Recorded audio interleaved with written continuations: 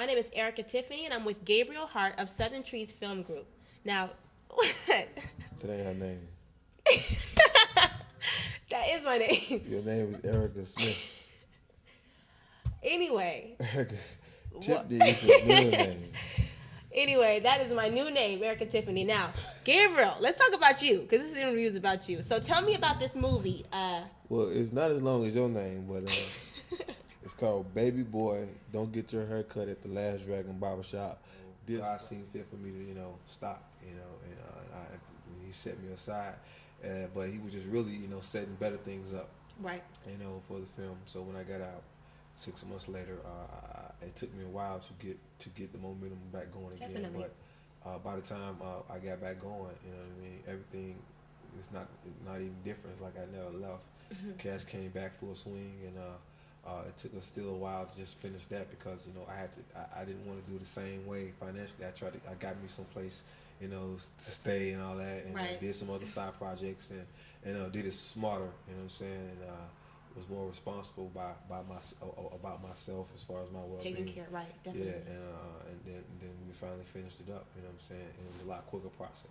Now, I had the opportunity to be around during some of that time when you got locked up. And I know, like you said, that the atmosphere of the cast changed. I mean, they were really afraid of the fact that you were being locked up. I mean, that really frightened them with this project because a lot of them have put so much time, energy, money. Wives has sacrificed, the kids has sacrificed to be able to shoot this. And for a second there, they thought it was going to be all over. They thought that was the end. Yeah.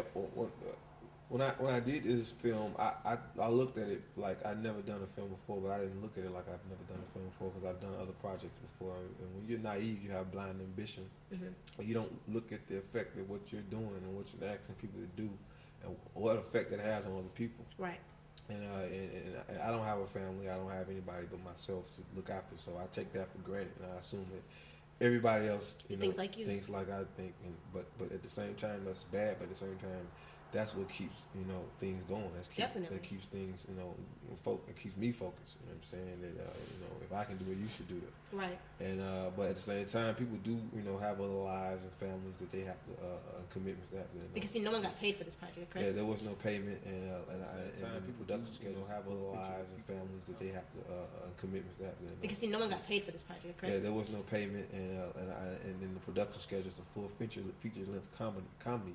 And with one camera and no crew, so I had to do everything a lot of takes to get it right. Speaking of your camera, there was a lot of crazy stuff going on camera. Sometimes you'd have a camera, sometimes you wouldn't have a camera. I mean, you'd have everybody there at the shoot, ready to shoot, and then realize, oh, we don't have a camera today. I mean, you literally went into each scene and went into each project kind of just by a whim. You just didn't know. You said, hey, everybody be here at 5 o'clock. This is where I want you to be at this time. And people would be there, and you may not have a camera. Or the camera would be there, and you may not have the people. Right. It was always a gamble, and you have a window of opportunity, and you have to take it. Right. And you can't let what you don't have stop you. It's true. Because, you have to go like everything is cool.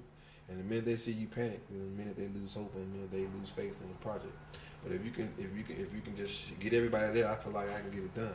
And you did. Yeah, even if I had to shoot it on a PCS phone, picture phone, I was gonna try to shoot it. I know you were, and I mean, the thing was, I got to see that they believed in that. And even though they cussed, and they bickered, and they fought, and they had attitudes, and people, cussed you out several times that I witnessed anyway. Right. When you got locked up, though, she the one cussed. I cussed you out several times too, but hey. But when you got locked up, though, Erica I saw Smith cussed me out. Erica Tiffany. Erica Smith cussed me out. Not Erica. I don't know this. I'm new. I don't know you. Right. So I know that when you got locked up, though, everybody came together. I mean, I was a part of that project of us trying to raise money, and I mean, literally, we got together within 2 days, raised like $1,500. Within the course of 2 days, we were selling hot dogs, we were selling fish, we were out there with the kids, we had Kima out there running the doors with little, cup trying to get money from people. I mean, literally, everybody came together. Your comedian friends, they all came there, and they were out there doing comedy on the microphone. When the time came to make it happen, they were there, just like you. They made it happen. They said, we're going to raise this money, do what we got to do, and they made it happen. I mean, that was a wonderful thing to see because, again, it showed the commitment that they had to you just as you had to them. I really appreciate that, and I didn't get to see anything, I didn't see the process develop. I just heard about it. But just even though it didn't get me out, what it did was it picked my spirit up, you know, Right. and you can only imagine how hard I was going, and for me to be sentenced to that amount of time, and as creative as I am, Right. and I wanted to create. Right. I can I only imagine. needed to hear about that procedure being done, because that kept me going. You know what I'm Right. saying? It kept me, you know, encouraged, and in a time where I wasn't down, but I was just, I was just disappointed. You know what I'm saying? And I didn't want to let them down, because here I am, I'm selling them on something, Right. and I'm so irresponsible to the point where I dropped the ball on me even being there. So Right. I felt like I owed them something, and for them to step up and say, okay, we still got your back, They did. really encouraged me that in my word, and they still seen past my failure, that I still can deliver. Exactly. That even I can make a mistake as the leader, but at the same time, they stepping up to the place and saying, we still got your back, we still with you, even though Right. you messed up, Right. you were irresponsible and you left us hanging. We still got your back, and that alone gave me encouragement, and that this is going to happen even more.